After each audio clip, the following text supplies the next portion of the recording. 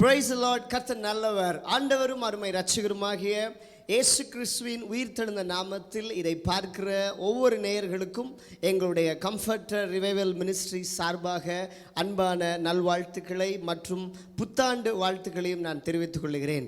எல்லாரும் சந்தோஷமாக இருப்பீங்கன்னு சொல்லி நான் கர்த்தருக்குள் விசுவாசிக்கிறேன். இந்த எலியாவே எழும்பு என்கிற இந்த நிகழ்ச்சியின் மூலமாக உங்களை சந்திக்கிறது எனக்கு ஒரு பெரிய சந்தோஷம். இந்த ஆசீர்வாதமான இந்த நேரத்திலும் நாம் இன்றைக்கு வந்திருக்கிற இந்த அருமையான திருச்சபையானது கோயம்புத்தூர் பகுதியில் இருக்கிற மாரநாதா சபை என்கிற இந்த ஆலயத்திற்கு வந்திருக்கிறோம். இன்றைக்கும் இந்த இன்டர்வியூவில் நம்மோடு இணைந்திருக்கிற ஒரு அருமையான கனத்துக்குரிய தேவ மனிதர் பாஸ்டர் சாம் பாக்கியநாதன் ஐயா அவர்களை இந்த நிகழ்ச்சியின் மூலமாய் சந்திக்கிறதுல ஒரு பெரிய சந்தோஷம். Praise lord pastor. இருக்கீங்க? ரொம்ப வருஷத்துக்கு பின்னாடி உங்களை சந்திக்கிறது ஒரு பெரிய சந்தோஷம். தேங்க்யூ. இன்றைக்கும் இந்த நிகழ்ச்சியின் மூலமாக உங்களை இயேசு கிறிஸ்துவின் நாமத்தில் நான் வாழ்த்தி வரவேற்கிறேன். இன்றைக்கு சில கேள்விகளை உங்கள் மத்தியில் கேட்கலான்னு சொல்லி விரும்புகிறேன். இந்த ஊழியம் வந்து பார்த்திங்கன்னா எலியாவை எழும்பு அப்படின்ற ஒரு நிகழ்ச்சியை ஆண்டவர் நம்முடைய கையில் கொடுத்துருக்கிறார். இன்றைக்கி ஆண்டவருடைய எனக்கு கொடுத்த தரிசனம், இன்றைக்கு இருக்கிற வாலிபர்களை ஆண்டவர் எலியாக்களை போல எழுப்ப வேண்டும். ஏன்னா பலர் பலவிதமான கேள்விகளோடும் பிரச்சனைகளோடும் ஊழியத்தில் வரும்போதும் அவங்களுக்கு நிறைய சேலஞ்சஸ், நிறைய ப்ராப்ளமை ஃபேஸ் பண்ணுறாங்க, நிறைய பாடுகளின் ஊடாய் கடந்து செல்கிறாங்க. அதிலிருந்து அவங்க எப்படி வெளியில் வர்றதுன்னு தெரியாமல் தவிச்சிட்ருக்குறாங்க.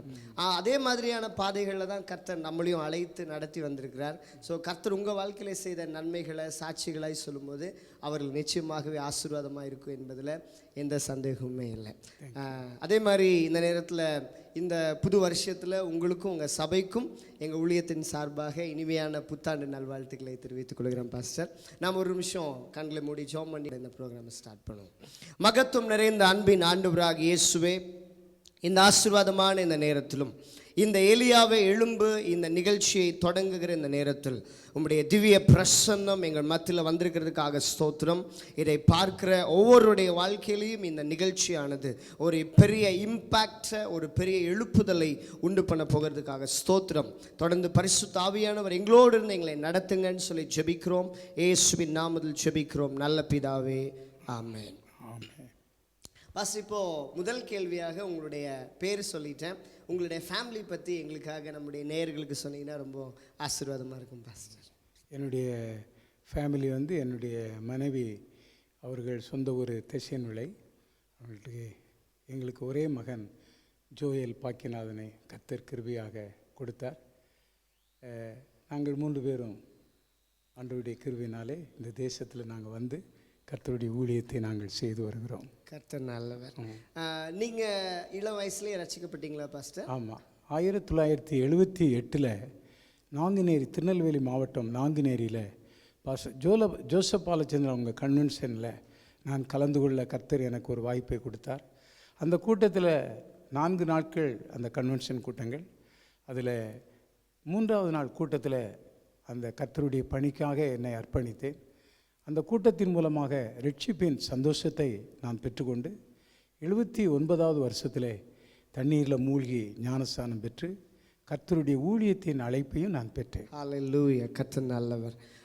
இப்போ நீங்கள் வந்து இந்த கோயம்புத்தூர் பகுதிக்கு வந்திருக்கிறீங்க. நீங்கள் இருந்தது வந்து திசையின் விளைன்னு சொல்கிறீங்க. ஆமாம். எனக்கு நாங்குநேரி தான். நாங்குநேரி. ஓகே. இப்போ இந்த நாங்குநேரியிலேருந்து இந்த கோயம்புத்தூர் பகுதியில் தான் உங்கள் ஊழியம் அப்படின்றத எப்படி தெரிஞ்சுக்கிட்டீங்க? நான் 79 நான் மாரநாதா வேதாம கல்லூரிக்கு போனேன். ஆண்டவருக்காக கர்த்தருடைய ஊழியத்தை செய்யணுங்கிற ஒரு வாலிப வயசில் என்னை அர்ப்பணித்தேன். ஆமாம். பாஸ்டர் ஜோசப்பால் ஃப்ரம் நாங்குநேரி அவங்க எனக்கு நல்ல ஆலோசனைகளை கொடுத்து கர்த்தருக்காக ஊழியம் செய்ய வேண்டும் என்று ஒரு பாரத்தை அவர்கள் கொடுத்தார்கள்.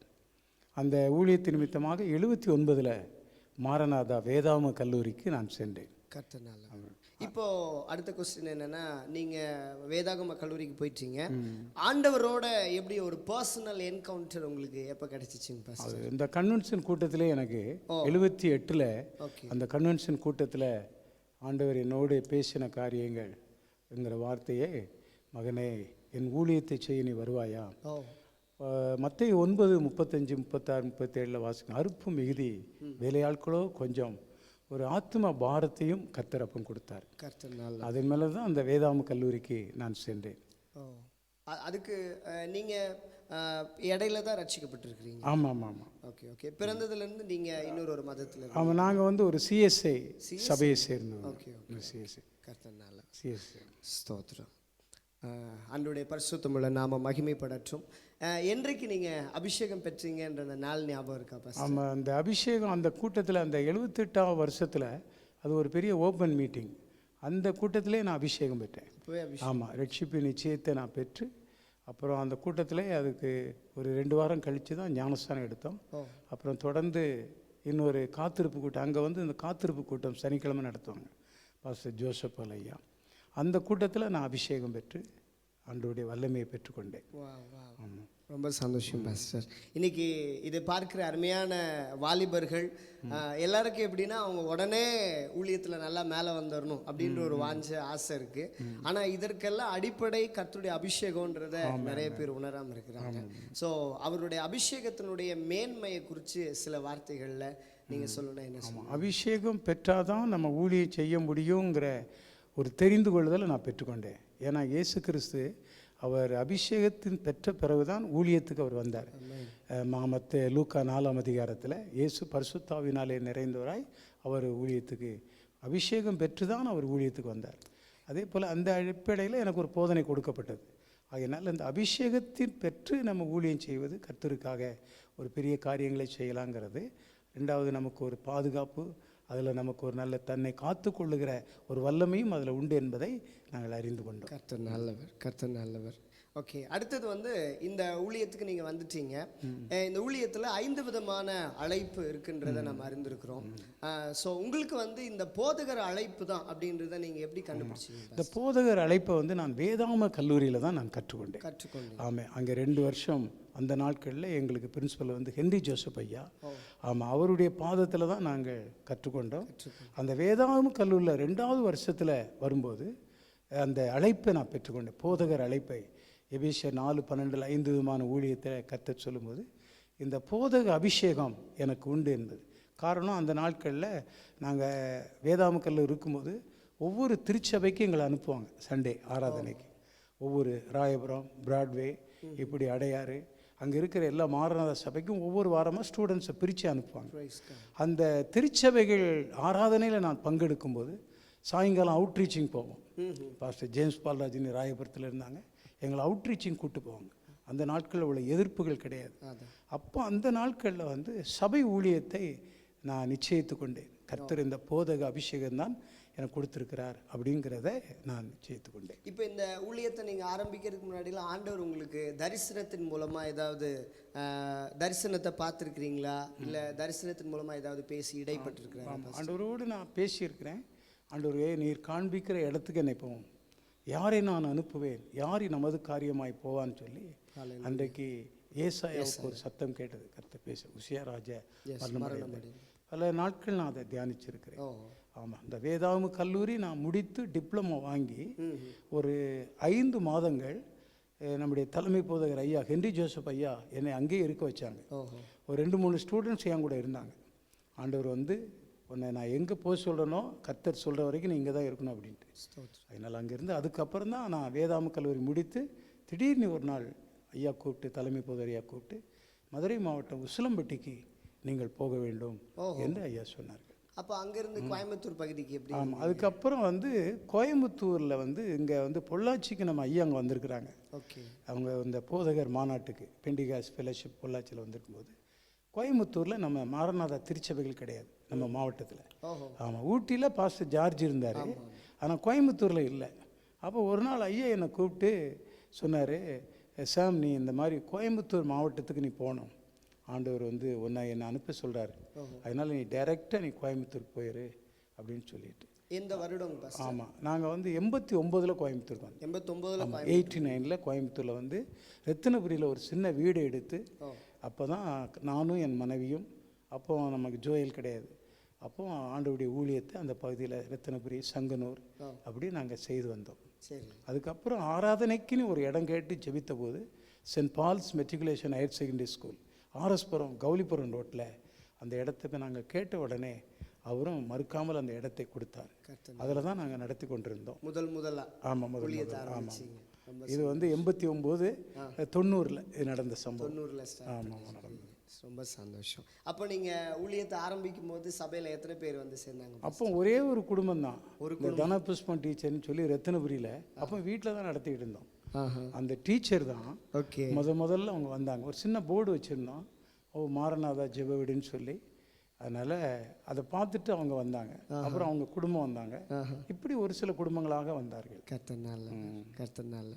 அப்போ கோயம்புத்தூரில் வந்து நீங்கள் டைரெக்டாகவே அந்த இடத்துல? ஆமாம், ஒரு 6 மாதம் நானும் என் ஒய்ஃபும் சபை இல்லாமல் நாங்கள் இன்னொரு சபைக்கு பக்கத்தில் எலிடா சபைக்கு போவோம், ஐபிஏ போவோம். அப்போ கிராஸ்கட் ரோட்டில் தான் ஐபிஏ இருந்துச்சு. அதுக்கப்புறம் தான் நாங்கள் அந்த ஊழியத்தில் கொஞ்சம் பக்குவம் அடைந்து இந்த பகுதி கோயம்புத்தூர் ஏரியாவை தெரிஞ்சுக்கிட்டோம். ஆமாம், 7ஆம் நம்பர் பஸ்ஸில் ஏறுவோம், 5ஆம் நம்பர் பிடிச்சி காந்திபுரம் போவோம். காந்திபுரத்துலேருந்து 7ஆம் நம்பர் பிடிச்சா கோயம்புத்தூர் சொல்லுவாங்க, நீங்கள் கோயம்புத்தூர் பார்க்கணுன்னா 7ஆம் நம்பர் ரவுண்டு நீங்கள் பார்த்துடலாம் அப்படின்னு சொல்லிட்டு அப்படி நாங்கள் அப்படி போய் நாங்கள் இது பண்ணி அதுக்கப்புறம் அந்த வீட்டில் மெதுவாக நாங்கள் ஆரம்பித்தோம். அதுக்கப்புறம் தான் ஒரு நாள் நாங்கள் ஆர்எஸ்புரம் போகும்போது 7ஆம் நம்பரில் சென்ட் பால்ஸ் மெட்ரிகுலேஷன் ஸ்கூல்னு சொல்லி ஒரு போர்டை பார்த்தோம் கௌலிபுரம் ரோட்டில். பார்த்துட்டு ஜோம் பண்ணிட்டு போனோம், ஒரு இடம் இல்லாமல் இருக்கோமே ஐயா, எங்களுக்கு ஒரு இடம் தாங்க அப்படின்னு சொல்லி. ஒரு நாள் நாங்கள் ஜெபித்து விட்டு போய் அவர்கிட்ட நாங்கள் கேட்கும்போது பிரின்சிபல் டேவிட் அவர்கள் அந்த இடத்தை தருகிறேன் என்று சொன்னார்கள். அப்படின்ட்டு அதில் தான் நாங்கள் மிக எளிய முறையில் ஆரம்பித்தோம். எல்லா ஊழியங்களுமே அற்பமான ஆரம்பத்தினுடைய ஆரம்பம் தான். ஆனால் முடிவை கர்த்தர் சம்பூர்ணமாய் மாற்றுகிறார். இன்றைக்கு இந்த அருமையான திருச்சபையை பார்க்கும் பொழுது கர்த்தர் உங்களை எவ்வளோ அழகாக நடத்தி வந்திருக்கிறார் அப்படின்றத பார்க்க முடிகிறது.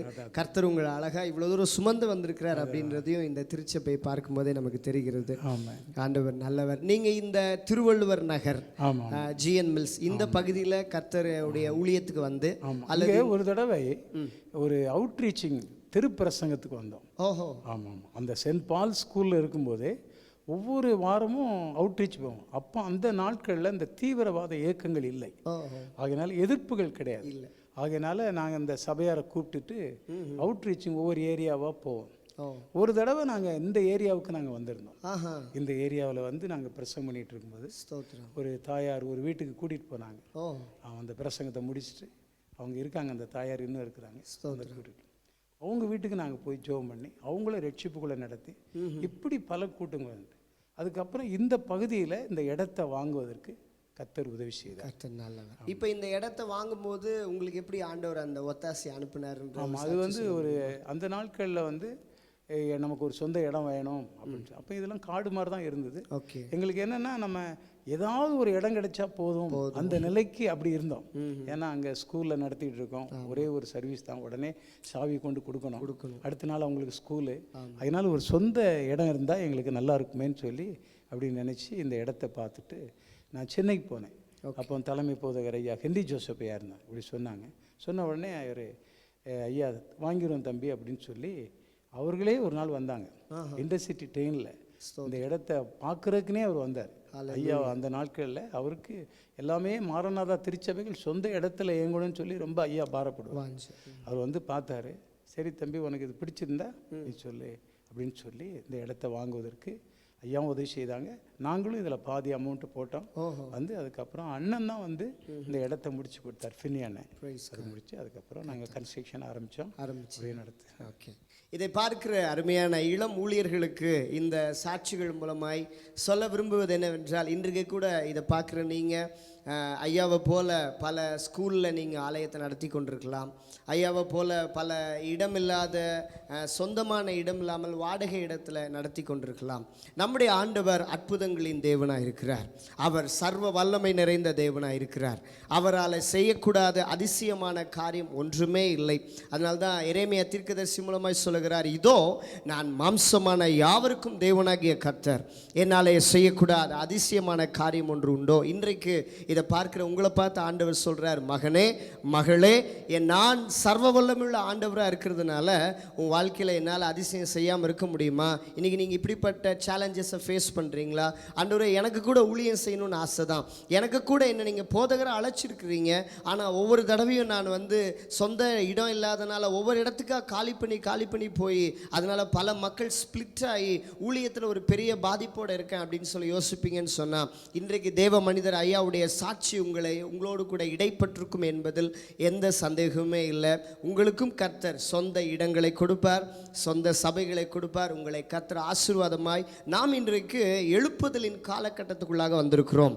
இந்த நிகழ்ச்சியுடைய நோக்கமே ஆண்டவர் இந்த கடைசி கால எழுப்புதலின் ஊழியத்தில் பல எலியாக்களை எழுப்ப வேண்டும் என்பது தான். நீங்கள் சொல்லலாம், பாஸ்டர் ஜென்ஸாக இருந்தால் எலியாவாக எழும்பிடலாம், நான் லேடியாக இருக்கிறேனே நான் எப்படி எழும்புறதுன்னு யோசிக்கிறீங்களா? உங்களுக்கு கர்த்தர் அவங்கள எலியாவாக எழுப்புனா உங்களை ஆண்டவர் ஒரு எஸ்தராக எழுப்புவார். ஹல்லேலூயா.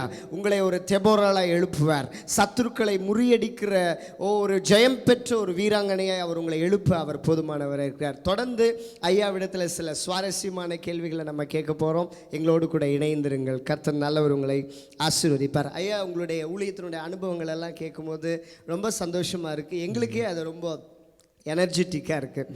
எந்த ஒரு ஊழியத்துக்கும் எந்த ஒரு ஊழியனுக்கும் ஜெபம் அல்லது தனி ஜெபம் என்பது மிகவும் அவசியமான ஒரு காரியமாக இருக்கிறது. இன்றைக்கி நிறைய பேர் ஊழியம் செய்யணும்னு ஆசைப்படுறாங்களே தவிர ஆண்டவரோட நேரம் செலவிடணும் அப்படின்ற காரியம்லாம் அவங்களுக்கு தெரியறதில்ல, அதை அவங்க முக்கியப்படுத்துறதும் இல்லை. உங்கள் வாழ்க்கையில் தனி ஜெபத்தினுடைய பங்கு என்ன, நீங்கள் அந்த ஜெபத்தின் மூலமாக என்ன ஆசீர்வாதங்களை பெற்றுக்கொண்டீங்க அப்படின்றதையும் நேயர்களுக்கு சொன்னால் ரொம்ப ஆசீர்வாதம். ஒவ்வொரு நாளும் காலையில் 4 மணிக்கு நான் எழும்பி விடுவேன். என்னுடைய மனைவி அவர்கள் 5 மணிக்கு எழும்பி விடுவார்கள். 4 மணிக்கு எழும்பி தேசத்துக்காக, இந்த பட்டணத்தினுடைய ரட்சிப்புக்காக பாரத்தோடு ஜெபிக்கிற அந்த ஜெப ஆவியை கர்த்தர் எனக்கு கொடுத்தார். அதிகமாக ஜெபத்தில் ஆண்டவரோடு போராடுகிறது. அடுத்து ஜெபக்குழுக்களை ஏற்படுத்த கர்த்தர் உதவி செய்தார். அதனால ஜெபத்துக்கு நாங்கள் முக்கியத்துவம் கொடுத்தோம். காரணம், இந்த ஊழியம் 0ல் தான் ஆரம்பிக்கப்பட்டது. ஐயா எங்களுக்கு இங்கே அனுப்பும்போது 2000 ரூபா கொடுத்தார். சென்னைக்கு கூப்பிட்டு, நீங்கள் இதை வச்சு தான் நீங்கள் சென்னைக்கு யாரும் ரெக்கமெண்டேஷனும் தரமாட்டேன், நீங்களே போய் வீடு பார்த்து ஆரம்பிக்கணும் அப்படின்னு சொன்னேன். அதனால் இந்த ஊழியம் வளர்வதற்கு ஜெபம் எங்களுக்கு ரொம்ப அவசியமாக இருந்தது. கர்த்தர் அந்த ஜெபத்தை கேட்டார். நாட்கள் வர வர கர்த்தர் எங்களுக்கு அனுகூலமான கதவுகளை கர்த்தர் எங்களுக்கு திறந்து கொடுத்தார். ஜெபத்திற்கு நாங்கள் ஒரு முக்கியத்துவம் கொடுத்தோம். ஓகேங்க. அதே போல் ஒரு ஊழியக்காரனுக்கு ஜெபம் எவ்வளோ முக்கியமோ வேத தியானமும் ரொம்ப முக்கியம். நீங்கள் எவ்வளோ நேரம் தனியாக வேதத்தை நான் ஒரு நாளைக்கு அந்த நாட்கள்லாம் நம்ம பார்க்கும்போது ஒரு 5 அதிகாரமாவது நான் படிப்பேன். ஆமாம், அது வேதாகம கல்லூரியிலே அந்த மாதிரி எங்களுக்கு கற்றுக் கொடுத்தார்கள். அதாவது ஒரு போதகர் வேதத்தை எவ்வளோ தூரம் அவன் படிக்கிறானோ அந்த அளவுக்கு தான் அவன் பிரசங்கத்தை ஆயத்தப்படுத்த முடியும், ஜனங்களுக்கு வசனத்தையும். ஐயா அடிக்கடி சொல்வார், ஆசாரியர்களுடைய உதடுகள் வேதத்தை அவர்கள் மனிதர்கள் கேட்பார்கள், விசுவாசிகள் கேட்பார்கள். ஆசாரியருடைய வாயிலிருந்து வேதத்தை ஜனங்கள் எதிர்பார்ப்பார்கள் என்று. அதனால் வேத புஸ்தகத்துக்கும் நாங்கள் முக்கியத்துவம் கொடுத்தோம். வேதத்தை வைத்து தான் அந்த மாதிரி காரியத்தை நாங்கள் செய்தோம். கர்த்தர் நல்லவர். இதை பார்க்கிற அருமையான தேவ பிள்ளைகளுக்கு ஒரு விசேஷமான காரியத்தை சொல்ல விரும்புகிறேன். நான் இதே சபையில் என்னுடைய சகோதரன் அவங்க இந்த சபையில் இருக்கும் பொழுது இந்த சபைக்கு வந்திருக்கிறேன், ஆராதனையில் பங்கு பெற்றிருக்கிறேன். சின்ன பையனாக இந்த சர்ச்சுக்கு வரும்போது ஐயாவுடைய செய்திகளை நான் கேட்டு வளர்ந்துருக்கிறேன். என்னுடைய வாழ்க்கையில் ஒரு தடவை நான் ஒரு 6th and 7th ஸ்டாண்டர்ட் படிக்கும்போது இந்த சர்ச்சுக்கு வரும்போது ஆண்டவர் அவர் மூலமாய் தெரிந்து கொண்டார் அப்படின்ற செய்தியை ஆண்டவர் அவர் மூலமாய் பேசினார். ஆண்டவர் எப்படியாக நம்மை தெரிந்து கொள்ளுகிறார், எபேசியரில் உலக தோற்றத்துக்கு முன்னமே நம்மை தெரிந்து கொண்டார். அந்த வார்த்தை என்னை ரொம்ப இம்பாக்ட் பண்ணுச்சு. அந்த வார்த்தையை கேட்டுட்டு இந்த மெசேஜெல்லாம் கேட்கும்போது எனக்கு ஒரு ஆசை என்னென்னா, ஆண்டவரே இதே சபையில் நான் ஒரு நாள் உங்கள் ஊழியத்தை செய்யணும் அப்படின்னு சொல்லி அப்போவே நான் ஜெபம் பண்ணேன். அன்றைக்கி நான் ஜெபித்த ஜெபம் தான் இன்றைக்கி உங்களுடைய வாழ்க்கையில் இந்த வீடியோவை நீங்கள் பார்க்கும்படியாக செய்திருக்கிறது. ஆகவே எனக்கு அருமையான தேவ பிள்ளைகளே, நம்முடைய ஆண்டவர் நம்முடைய ஜெபத்தை கேட்கிறவர். அந்த ரங்கத்தில் ஜெபிக்கிற ஜெபங்களுக்கு வெளியரங்கமான பலனை கொடுக்கிறவர் என்பதில் எந்த சந்தேகமும் இல்லை. தொடர்ந்து ஐயாவிடத்தில் சில கேள்விகளை நம்ம கேட்கலாம். ஐயா, இன்றைக்கு இந்த ஊழியத்துக்குள்ளெல்லாம் நீங்கள் வந்துட்டீங்க. நீங்களும் வாலிப பிராயத்தில் தான் ஊழியத்துக்குள்ளெல்லாம் வந்திருக்கீங்க. அப்போது இன்றைக்கு இருக்கிற பல வாலிப பிள்ளைகள் இந்த பாவ சோதனைகளில் சிக்கி தவிக்கிறாங்க. எப்படி வெளியில் வர்றதுனே தெரியாமல் தவித்து கொண்டிருக்கிறாங்க. நீங்களும் கண்டிப்பாக அந்த மாதிரி டெம்டேஷன்ஸில் போயிருப்பீங்க. கர்த்தர் உங்களை அதுலேருந்து எப்படி வெளில கொண்டு வந்தார், நீங்கள் எப்படி அதை ஜெயிச்சிங்கன்னு சொல்கிறீங்க? கர்த்தர் அந்த வாலிப நாட்களில் கர்த்தர் மேலே ஒரு தாக்கம் இருந்தது. அவருடைய ஊழியத்தை செய்யணும். அவருடைய ஊழியத்தை நாம் செய்ய வேண்டும் என்றால் நம்மை முதலாவது சரிப்படுத்தி கொள்ள வேண்டும், நம்மை காத்து கொள்ள வேண்டும். நம்ம லைஃப் நமக்கு நல்லா இருந்தால் தான் ஆண்டவருடைய ஊழியத்தை நம்ம செய்யணும். நாங்கள் வேதாகம் கற்றுக்கொள்ளும் போதெல்லாம் ஐயா சொல்லுவாங்க, அதாவது நம்ம எதை கை கொள்கிறோமோ அதை ஜனங்களுக்கு போதிக்க வேண்டும். நம்ம கை கொள்ளாததை ஜனங்களுக்கு நம்ம சொல்ல முடியாது. ஆகையினால கை கொண்டு போதிக்கிறவன் தான் ஒரு உண்மையான ஊழியக்காரன். ஆகையினால எந்த பாவ சோதனை வந்தாலும் அதை நீங்கள் ஜெயிக்க வேண்டும். அதுக்கு தான் உங்களுக்கு அபிஷேகம், வேத வசனம். ஒரு மனிதன், ஒரு இளைஞன் தன்னை காத்து கொள்ளும்போது அவன் ஆசீர்வதிக்கப்படுவான், பிறருக்கும் ஆசீர்வாதமாய் மாறுவான் என்று ஐயா அடிக்கடி எங்களுக்கு சொல்வார்கள். ஆகையினால் அந்த சோதனையிலிருந்து கர்த்தர் எங்களை பாதுகாத்தார். ஊழியத்தை செய்யணும், ஜனங்களை சந்திக்கணும், சபைக்குள்ளே கொண்டு வரணும், அந்த பாரம் தான் இருந்ததே தவிர வேறு எதுவுமே அப்படி நினைக்கவில்லை. நீங்கள் இப்போ ஐயான்னு சொன்னீங்களே, அவர் வந்து ஹென்றி ஜோசப் ஐயா. ஸ்தோத்திரம். பாருங்கள் எனக்கு அருமையான அன்பு தேவ பிள்ளைகளே, ஹென்றி ஜோசப் ஐயாவுடைய வாழ்க்கை அருமையான பாஸ்டரை இம்பேக்ட் பண்ணியிருக்க மாதிரி இன்றைக்கு இந்த சபையில் இருக்கிற ஒவ்வொரு பிள்ளைகளுக்கும், ஒவ்வொரு ஜனங்களுக்கும், இன்றைக்கு பார்க்குற உங்களுக்கு கூட ஐயாவுடைய வாழ்க்கை இன்றைக்கு ஆசீர்வாதமாய் மாறி இருக்கிறது. ஆண்டவர் ஒவ்வொருடைய வாழ்க்கையில் ஒவ்வொருத்தர் மூலமாய் பேசி இடைப்பட்டு அவர்களை எழுப்புகிற தேவனாக இருக்கிறார். இன்றைக்கு ஐயாவை கர்த்தர் எப்படி எழுப்பி இன்னைக்கு உங்கள் முன்னாடி சாட்சியாக வச்சிருக்கிறாரோ, இதை பார்க்கிற இளம் ஊழியர்களாகிய உங்களையும் இதே போல் ஆண்டவர் எழுப்புவதற்கு வல்லமை உள்ளவராக இருக்கிறார். உங்களுடைய சாட்சியும் பலரை இம்பாக்ட் பண்ணும் அப்படின்றதுல எந்த சந்தேகமும் இல்லை. எத்தனை பேர் விசுவாசிக்கிறீங்க? ஒரு அல்லேலூயா கமெண்ட்ல போடுறீங்களா? ஆண்டவர் நம்மை அதிகமாக ஆசீர்வதிப்பாராக. ஓகேங்க. அடுத்தது, இந்த சபை நீங்கள் கட்டுனீங்க. இந்த சபை கட்டும் போது ஏதாவது சேலஞ்சஸ் ஃபேஸ் பண்ணீங்களா? ஆமாம், நிறைய எதிர்ப்புகள். நாங்கள் இருக்கிற இந்த பகுதி வந்து அதிகமாக இந்துக்கள் நிறைந்த ஒரு பகுதி. பல எதிர்ப்புகள் வந்தது. நாங்கள் 94 ஐயா வந்து இதுக்கு அஸ்திபார கல் வச்சாங்க அப்படின்ட்டு. ஆனால் அந்த நாட்களில் இந்த பகுதி மக்களுக்கு இது ஆலயம்னு தெரியாது. ஆமாம், ஏதோ ஒரு குடோன் மாதிரி கட்டுறாங்க அப்படின்னு நினச்சிட்டாங்க. அப்புறம் சர்ச்சினி வரும்போது சில எதிர்ப்புகள் வந்தது. சில தீவிரவாத இயக்கங்கள், பையங்கள் வந்தார்கள். ஆனால் இந்த பகுதி மக்கள் எங்களுக்கு ஆதரவாக இருந்தார். ஆமாம், அவங்க தீவிரவாதிகள்லாம் வெளியே இருந்து வந்தவங்க. ஆமாம், ஆனால் அதே நேரத்தில் இந்த பகுதி மக்கள் எங்களுக்கு ரொம்ப ஆதரவாக இருந்தாங்க. அதுதான் எங்களுக்கு ஒரு பெரிய கர்த்தர் செய்த ஒரு பெரிய ஒத்தாசை. ஏன்னா அந்த லோக்கல் இந்த மக்கள் அவங்க ஒரு நல்ல பணிதானே செய்கிறாங்க அப்படின்னு சொல்லிட்டு பல எதிர்ப்புகள், பல கூட்டங்களில் எல்லாம் வந்து தொந்தரவு கொடுத்த கால்கள் உண்டு. என்னுடைய மனைவி அவங்க ரொம்ப போல்டாக இருப்பாங்க. ஆமாம், எந்த சவாலையும் அவங்க சந்திக்கலாங்கிறதுல அவங்க அப்படி இருப்பாங்க. ஒரு கன்வென்ஷன் கூட்டத்தில் கூட ஒரு 10 பேர் வந்து இந்த மாதிரி கொஞ்சம் பிரச்சனை பண்ண நேரத்தில் கூட அதை தைரியமாக சந்திக்க கர்த்தர் உதவி செய்தார். ஆமாம், அதிலிருந்து ஆண்டவர் எங்களுக்கு ஒரு வைராக்கியத்தை கொடுத்தார் இந்த மகன். ஆனால் ஆண்டவருடைய கிருபையினால இப்போ அந்த எதிர்ப்புகள் இல்லை. இன்றைக்கு இந்த மாரநாத ஆலயம் இங்கே வந்தது நல்லதுன்னு சொல்லுகிற மக்கள் மத்தியில் தான் நாங்கள் ஊழியம் செஞ்சுக்கிட்டு இருக்கிறோம். நல்லவர். ஒருவேளை இந்த நிகழ்ச்சியை பார்க்குற நீங்கள் கூட எதிர்ப்பின் சூழ்நிலையில் ஊழியம் செய்கிறீங்களா? ஆண்டவர் இன்னைக்கு உங்களை பார்த்து சொல்கிறாரு, மகனே மகளே, என்னால் அழைக்கப்பட்ட உன்னை ஒருவரும் எதிர்த்து நிற்க முடியாது. வேதத்தில் கூட நம்ம வாசிக்கிறோம்ல, நீ உயிரோடு இருக்கும் நாளெல்லாம் ஒருவனும் உனக்கு முன்பாக எதிர்த்து நிற்பதில்லை. நான் மோசையோடு இருந்தது போல உன்னோடும் இருக்கிறேன். நான் உன்னை விட்டு விலகுவதும் இல்லை, உன்னை கைவிடுவதும் இல்லை. இந்த வார்த்தையின் மூலமாக இதை பார்க்கிற உங்களோடு கூட பேசுகிறார். நான் ஆவியில் உணர்கிறேன், யாரோ ஒருவர் நீங்கள் ஊழியம் செய்கிற இடத்துல இப்படிப்பட்ட எதிர்ப்பின் மத்தியில் ஊழியம் செய்கிறீங்க. ஆனால் ஆவியானவர் இன்னைக்கு உங்களோடு கூட சொல்லுகிறார், மகனே, நான் அல்லவா உன்னை அழைத்து இந்த இடத்துல உட்கார வச்சிருக்கிறேன். நான் உன் கூட இருக்கும்போது எந்த சத்துருவும் 1000 பார்வோன்கள் வந்தாலும், எகிப்தியர்கள் வந்தாலும் உன்னை எதுவும் தொட முடியாது, எதுவும் உன்னை மேற்கொள்ள முடியாது. நான் ஆரம்பித்த ஊழியத்தை எவனும் தடை பண்ண முடியாது. Because I was the one who initiated you. I tell you, no human can put a full stop in your life. Hallelujah.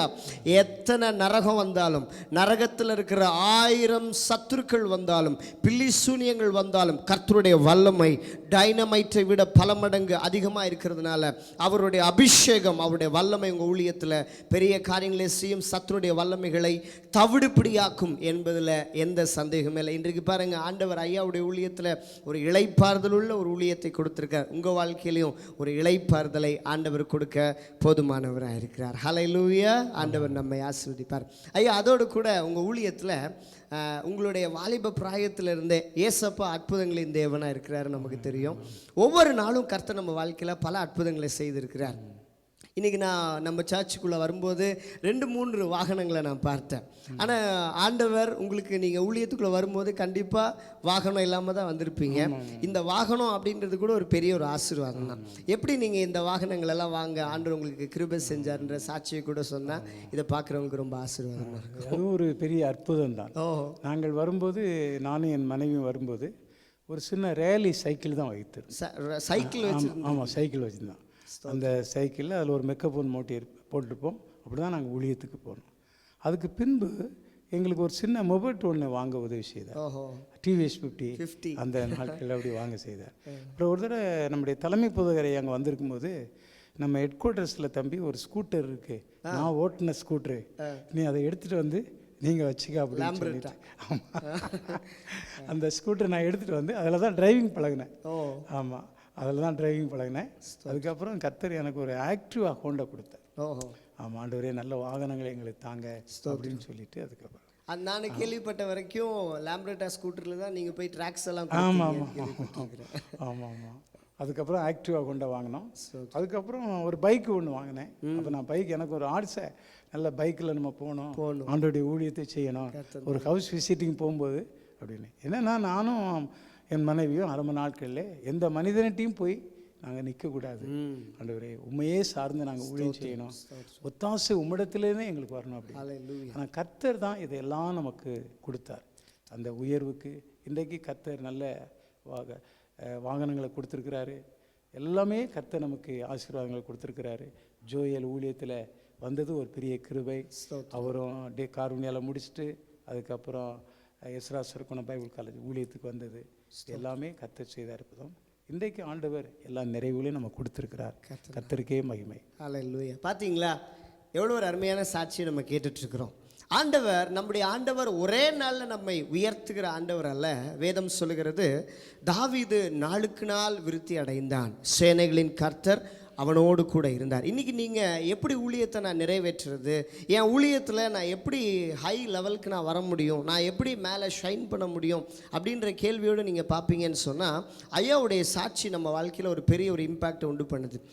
சாதாரணமாக ராலி சைக்கிளில் நடந்து வந்து ராலி சைக்கிளில் ஆரம்பிக்கப்பட்ட ஊழியம் இன்றைக்கு சபைக்கு ஒரு வாகனமும், ஆண்டவர் அவர்களுக்கென்று ஒரு வாகனமும், இருசக்கர வாகனங்களை கொடுத்து ஆண்டவர் இந்த கோயம்புத்தூர் பகுதியில் வல்லமையாய் பயன்படுத்துவதற்கு அவர் சாத்தியமாக இருந்திருக்காருன்னு சொன்னால், வல்லமை உள்ளவராக இருந்திருக்காருன்னு சொன்னால், இதை பார்க்க உங்கள் வாழ்க்கையில் கூட இன்றைக்கி நீங்கள் கூட நடந்து சென்று ஊழியம் செய்கிறீங்களா, மலைகளில் நடந்து சென்று ஊழியம் செய்கிறீங்களா, அல்லது சமவெளிகளில் ஐயோ எனக்கு ஒரு வாகனம் கிடைச்சா கூட நான் ஆண்டவருக்காக நான் இன்னும் நல்லா செய்வேனே அப்படின்ற இதோடு நீங்கள் பார்ப்பீங்கன்னு சொன்னால், இதன் மூலமாக ஆண்டவர் சொல்கிறாரு, இந்த ஊழியருக்கு அற்புதம் செய்த நான் உனக்கும் செய்ய போதுமானவராக இருக்கிறேன். ஆனால் உங்கள்கிட்ட ஆண்டவர் கேட்குறது என்ன தெரியுமா?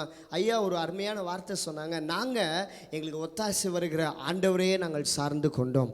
நாம் மனிதர்களை பார்த்து ஊழியம் செய்ய அழைக்கப்பட்டவர்கள் அல்ல, நம்மை அழைத்த ஒரு ஆண்டவர் இருக்கிறார். அவர் உண்மையுள்ள ஆண்டவர், தாயின் கருவிலேயே நம்மை அழைத்த ஒரு ஆண்டவர். இந்த கனமான ஊழியத்துக்கென்று நம்மை முன்குறித்து தெரிந்து கொண்ட ஆண்டவரை நாம் சார்ந்து ஊழியத்தை செய்வோம் என்று சொன்னால், அதனதின் காலத்திலே அதனதின் காரியங்களை நேர்த்தியாய் செய்கிற தேவனாக இருக்கிறார். இன்னொரு காரியம் கூட உங்களுக்கு சொல்லணும்னா, எலியாவை குறித்து நம்ம எலியாவை எழும்பு என்கிற ப்ரோக்ராம் தான் பண்ணிகிட்ருக்கோம். இந்த எலியாவை கொஞ்சம் யோசிச்சு பாருங்கள். எலியா கேரி தாற்றண்டையில் இருக்கும் பொழுது கர்த்தர் காகங்களை அனுப்பி எலியாவை போஷித்தார்.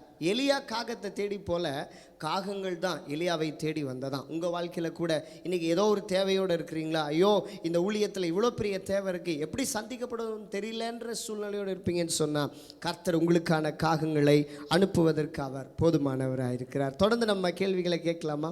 ஐயா உங்களுடைய சாட்சிகள் ரொம்பவே ஆசீர்வாதமாக இருக்குது. இதை கேட்க கேட்க இன்னும் நான் கேள்விகளை கேட்கணும் அப்படின்னு சொல்லி எனக்குள்ள ஆண்டவர் ஒரு வாஞ்சை ஆர்வத்தை கொடுத்துட்டே இருக்கிறார். உங்கள் ஊழியத்திலேயே இப்போ நீங்கள் ஊழியத்துக்கு வந்து எத்தனை வருஷம் ஆச்சுன்னு ஜனங்களுக்கு சொல்கிறீங்களா? ஆமாம், நாங்கள் இப்போ ஊழியத்துக்கு வந்து 81 நாங்கள் வேதாம கல்லூரியை முடித்து 83 நாங்கள் உசிலம்பட்டிக்கு வந்தோம். கிட்டத்தட்ட ஒரு 87 ஒரு 23 கிட்டத்தட்ட ஒரு 45 வருஷம். 45? ஆமாம், 45 வருஷம் ஆண்டவருடைய பணியில் இருக்கிறோம். இந்த ஆலயம் கட்டி நமக்கு இப்போ 30வது வருஷம். ஆமாம், 94 இந்த இடத்த நாங்கள் வாங்கினோம். 94 பிற்பகுதியில் வேலையை ஆரம்பிச்சிட்டோம். அப்புறம் 96 நம்முடைய தலைமை போதகர் ஐயா ஹென்றி ஜோசப் ஐயாவும் ஒரு இங்கிலாந்துலேருந்து ஒரு மிஷினரியும் வந்து இந்த ஆலயத்தை பிரதிஷ்டை பண்ணாங்க. Praise God. ஆமாம். கர்த்தர் நல்லவர். அப்போ இந்த 45 வருஷங்களா நீங்க ஆண்டுடைய ஊழியத்தை இன்னும் சொல்லணும்னா ஏசப்பாவோட நீங்க நடந்திருக்கிறீங்க.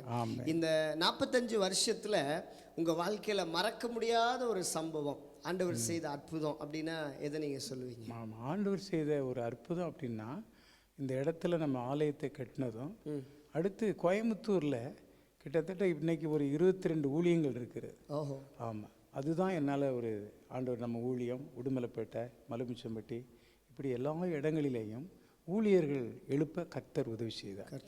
ஆமாம், அதுக்கு உண்டான வழிகளை தேவன் எனக்கு, அதுதான் என் வாழ்க்கையில் மறக்க முடியாத ஒரு சம்பவம்.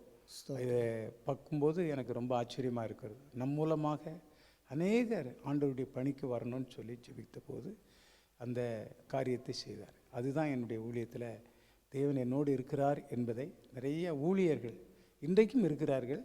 இதன் மூலமாக நம்ம அந்த ஊழியங்களுக்கு நம்ம சபை அது ஒரு ஆசீர்வாதமாக இருக்கிறது. அல்லேலூயா. ஒரு கலங்கரை விளக்கம் சபை ஆண்டு வச்சிருக்கார். ரொம்ப சந்தோஷம். அடுத்ததாக நம்ம கடைசியான நேரத்துக்கு வந்திருக்கிறோம். இன்னைக்கு இருக்கிற ஊழியர்களுக்கும் வாலிபர்களுக்கும் ஒரு வெற்றியுள்ள ஒரு ஊழியத்தை செய்யணும்னா நீங்கள் கற்றுக்கொண்ட பாடத்திலிருந்து அவர்களுக்கு சொல்லுகிற சில ஆலோசனைகளை சொன்னால் ரொம்ப ஆசீர்வாதமாக இருக்கும். முதல்ல நான் சொல்லும்போது அவங்கள ஆண்டவரை நம்ம நேசிக்கணும். ஆண்டவருடைய அந்த அன்புக்குள்ளே நம்ம வரணும். ஆண்டவருடைய அன்புக்குள்ளே வந்தால் தான் அதை ருசிக்கணும். நம்ம ஆண்டவர் இயேசு எப்படி இந்த ஊழியம் செய்தார் என்பதை நான் அடிக்கடி சபையில் சொல்லுவேன். இயேசுவை கவனித்து பாருங்கள், எபிரேய ஆக்கியோன் எழுதுகிறார். இயேசுவை நீங்கள் கவனித்து பாருங்கள். அடுத்து 12ஆம் அதிகாரத்தில் 3ஆம் வசனத்திலையும் இவ்விதமான விபரீதங்களை சகித்த அவரையே நீங்கள் நினைத்து கொள்ளுங்கள். ஆண்டவருடைய அடிச்சுவடுகளை தான் நம்ம பின்பற்றணும். ஒரு எந்த விதமான டெக்னிக்கலும் நம்ம யூஸ் பண்ண வேண்டிய அவசியம் இல்லை. ஏசப்பா என்ன செஞ்சாங்களோ அதை நம்ம பின்பற்றினா நம்ம ஊழியத்தில் கர்த்தர் அற்புதம் செய்வார், நம்மளை உயர்த்துவார். பெரிய பேர் புகழ் வரலனாலும் ஆண்டவருடைய பார்வையில் நம்ம எப்படி இருக்கிறோம் அதான் ரொம்ப முக்கியம். ரொம்ப சந்தோஷம். பார்த்தீங்களா, எனக்கு அருமையான அன்பு தேவ பிள்ளைகளே, தேவனுடைய ஊழியர்களே, இவ்வளோ நேரம் நம்ம அருமையான அற்புத சாட்சிகளை நம்ம கேட்டிருக்கிறோம். கடைசி ஐயா உங்கள் ஊழியத்தில் ஆண்டவர் உங்களை பயன்படுத்தினப்போ அநேக அற்புதங்கள் நடந்திருக்கும் ஜனங்களுடைய வாழ்க்கையில். ஏதாவது சில அற்புதங்கள் உங்களுக்கு ஞாபகம் இருந்தால் சொன்னால் நல்லாயிருக்கும். நிறைய அற்புதங்கள் நடந்திருக்கு. ஏதாவது 1-2 நீங்கள் சொன்ன இதுவே எனக்கு ஒரு அற்புதம்.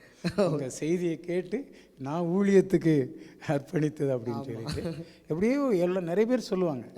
நிறைய பேர் நம்ம பார்க்குற இடத்துல ஐயா நாங்கள் மாரநாதாவுக்கு வந்தோம், இந்த ஆசீர்வாதங்களை நாங்கள் பெற்றோம் அப்படின்னு சொல்லிட்டு எவ்வளோ மக்கள் சொல்லுவாங்க. ஒரு தடவை இங்கே ஒரு குடும்பம் வந்திருந்தாங்க, திருமணமாகி குழந்தை இல்லாமல் இருந்தார்கள்.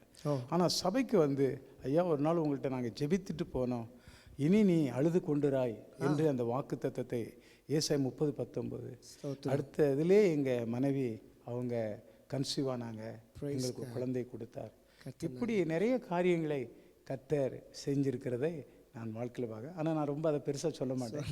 எல்லாம் கர்த்தர் செஞ்சது, ஆண்டவர் நம்மளை ஒரு கருவியாக பயன்படுத்தினார் அப்படின்னு சொல்லி. கர்த்தர்னால பார்த்தீங்களா, ஆண்டவர் ஒரே ஒரு வார்த்தை தான், இனி நீ அழுது கொண்டிராய், அந்த வார்த்தையை ஆண்டவர் பேசி அந்த ஜனங்களுக்கு ஒரு அற்புதத்தை செய்திருக்கார். இந்த இன்டர்வியூ எடுத்துகிட்டு இருக்கிற என்னை குறித்து சொல்லணுன்னா, என்னுடைய பெற்றோருக்கு கூட ஏறக்குறைய 5.5 வருடமாக திருமணமாகி குழந்தையே இல்லை.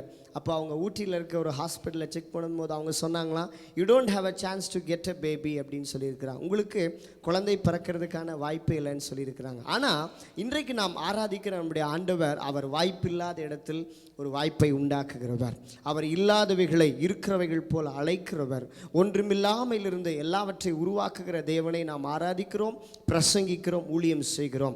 இன்றைக்கு பாருங்கள், ஆண்டவர் என்னை கர்த்தர் 5.5 வருடத்துக்கு அப்புறமா கொடுத்து இந்த கனமான ஊழியத்தை செய்வதற்காக என்னை தெரிந்து கொண்டிருக்கிறார். ஒருவேளை இதை பார்க்கிற நீங்கள், இதை பார்க்கிற தம்பதிகள், ஒருவேளை நீங்கள் கூட இன்றைக்கி குழந்தை இல்லாமல் இருக்கலாம். ஆண்டவரே எனக்கு ஒரு குழந்தை இல்லையே, எனக்கு ஒரு குழந்தை கிடைச்சா கூட நான் உங்கள் ஊழியத்துக்கு கொடுப்பேனேன்ற சூழ்நிலையில் அதை நீங்கள் பார்க்கலாம். மேபி டாக்டர்ஸ் சொல்லியிருக்கலாம் அதற்கான வாய்ப்பே இல்லைன்னு சொல்லி. உங்களுக்கு ஒரு விஷயம் சொல்லணுமா, டாக்டர்கள் 5 வருஷம் நம்முடைய சரீரத்தை பற்றி படித்தவர்கள். ஆனால் நான் பிரசங்கிக்கிற இயேசுவோ அவர் சரீரத்தை பற்றி படித்தவர் அல்ல, நம் சரீரத்தை படைத்தவர். ஹல்லேலூயா. ஸோ அவர் உங்கள் வாழ்க்கையில் ஒன்றுமில்லாமல் இருந்து எல்லாவற்றை செய்வதற்கு போதுமானவராக இருக்கிறார். நான் உங்களுக்கு ஒரு தீர்க்கதரிசனமான ஒரு வார்த்தையை சொல்கிறேன். ஒரு உற்பத்தி கால திட்டத்தில் உங்கள் கையிலே ஆண்டவர் ஒரு குமாரனை கொடுப்பார். உங்களுக்கு இப்படிப்பட்ட ஊழியங்களை செய்யும்படியான வாய்ப்பை உண்டாக்கி தருவார். இது ரொம்ப முக்கியமான ஒரு நேரத்துக்குள்ளே வந்திருக்கிறோம். நம்ம ஜெபம் பண்ணி முடிக்க போகிறோம். நம்மத்தில் அருமையான தேவ மனிதர் ஐயா உங்களுக்கு உங்களுக்காக ஜெபம் பண்ணுவாங்க. இந்த ஜெபம் உங்கள் வாழ்க்கையில் மிகப்பெரிய மாற்றங்களை உண்டு பண்ணும். உங்கள் வாழ்க்கையில் எப்படிப்பட்ட சேலஞ்சஸை இவ்வளோ நாள் ஃபேஸ் பண்ணி கொண்டிருந்தாலும், இந்த வீடியோ பார்க்குற வரைக்கும் கூட எத்தனை போராட்டங்களை சந்தித்து கொண்டிருந்தாலும் சரி, இந்த ஜெபம் அந்த போராட்டங்களிலிருந்தெல்லாம் ஒரு பெரிய விடுதலையை உண்டு பண்ணும் என்பதில் எந்த சந்தேகமும் இல்லை. ஏன்னா நம்ம ஆண்டவருடைய பிரசன்னம் அதைவிட வல்லமையானது. அவர் சமீபத்துக்கு மட்டும் தேவன் அல்ல, அவர் தூரத்துக்கும் தேவனாக இருக்கிறார். இன்றைக்கு நம்ம ஜெபம் பண்ண போகிறோம். நீங்கள் இருக்கிற இடங்கள் அப்படியே முடிஞ்ச முழங்கால் படிட்டு கண்களை மூடி ஆண்டுடைய சமூகத்தை நோக்கி பார்க்க போகிறீங்க. அருமையான ஐயா உங்களுக்காக ஜெபம் பண்ண போகிறாங்க. நாம் ஜெபத்தோடு இந்த நேரத்தை முடிக்க போகிறோம். கர்த்தர் நம்மை அதிகமாக ஆசீர்வதிப்பார். ஐயா, இன்றைக்கி நீங்கள் இதை பார்க்குற நேயர்களுக்காக நீங்கள் ஜெபம் பண்ண போகிறீங்க. இந்த ஜெபம் உங்கள் வாழ்க்கையில் ஒரு பெரிய மாற்றத்தை உண்டு.